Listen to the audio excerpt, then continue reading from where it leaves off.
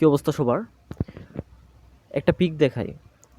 এই কালকে একটা অনুষ্ঠান গেল না মেগাস্টারের কোম্পানির, সেখানে কিন্তু অনেক তারকারাই উপস্থিত ছিল। সেখানে ইমন উপস্থিত ছিল, তারপর ক্রিকেটার তাসকিন উপস্থিত ছিল, তানজিৎ উপস্থিত ছিল, তারপর কিছু নায়িকারা উপস্থিত ছিল, বিদ্যা সিনহা মিম, তারপর ছোট পর্দার কেয়া পায়েল, তারপর শবনম ফারিয়া এরা উপস্থিত ছিল কিন্তু।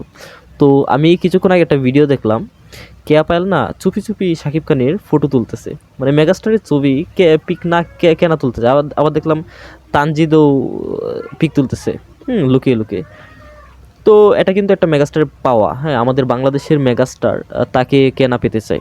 মেগাস্টার কিন্তু অলরেডি হলিউড বলিউডের নায়িকাদের সাথে, তারপর ভারতেও অনেকগুলো কাজ করা হয়েছে, নায়িকাদের নিয়ে কাজ করা হয়েছে। আমাদের দেশের নায়িকাদের নিয়ে কিন্তু এখন রিসেন্ট কিছুটা কম কাজ করা হচ্ছে। তো বেসিক্যালি আমি চাইবো, দেখেন জুটিটা অনেক সুন্দর বানাইছে কিন্তু শাকিব খানের সাথে কেয়া পায়েলকে অনেক সুন্দর লাগতেছে। কেয়া পায়েলও পোস্ট করছে শাকিব খানকে নিয়ে।